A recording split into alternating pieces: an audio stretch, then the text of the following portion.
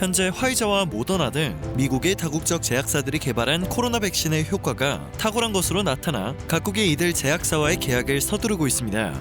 많은 나라들의 상황이 심각한 만큼 확보 경쟁이 매우 치열하다고 전해지는데요. 19일 미국의 월스트리트 저널이 해당 경쟁에서 한국은 예외라는 내용의 기사를 보도했습니다. 월스트리트 저널은 한국은 최악의 상황에 놓인 다른 나라에 비해 통제가 가능한 편이라 백신이 시급하지 않다고 설명하며 오히려 화이자나 모더나를 비롯한 글로벌 제약사들이 한국의 계약을 독촉하고 있다고 전했습니다. 올해 코로나 대응으로 전 세계의 관심을 얻고 인정을 받은 한국의 모습을 불편하게 생각했던 일본은 한국도 확보하지 못한 화이자 백신을 대량으로 확보했다며 자화자찬을 한 바 있는데요. 뚜껑을 열어보니 일본이 생각했던 것과는 완전히 다른 상황이 펼쳐지고 있었던 것입니다.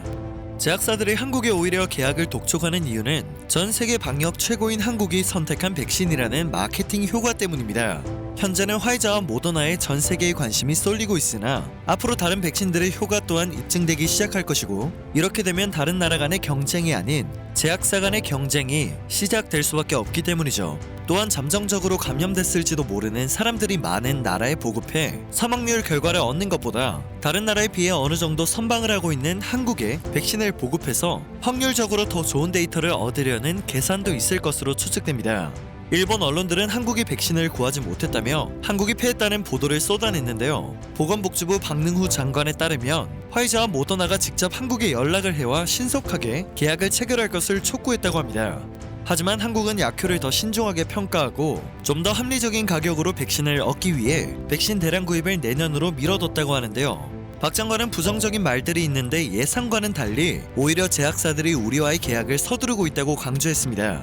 이런 상황을 봤을 때 현재는 구입을 미뤘으나 시급한 경우 신속하게 계약을 체결할 수 있을 것으로 보입니다. 한국 보건당국자들도 일단 백신의 효과를 지켜본 뒤 구매를 해도 늦지 않다고 판단하고 있으며 시간이 지날수록 백신의 값이 떨어질 것이라고 보고 있습니다. 신규 확진자가 늘어나고 있지만 일일 확진자가 17만 3,632명인 미국과 2,201명인 일본 등의 상황과 비교했을 때 한국은 백신의 부작용을 감수하면서까지 긴급하게 접종을 시작해야 할 시기는 아니라는 분석입니다.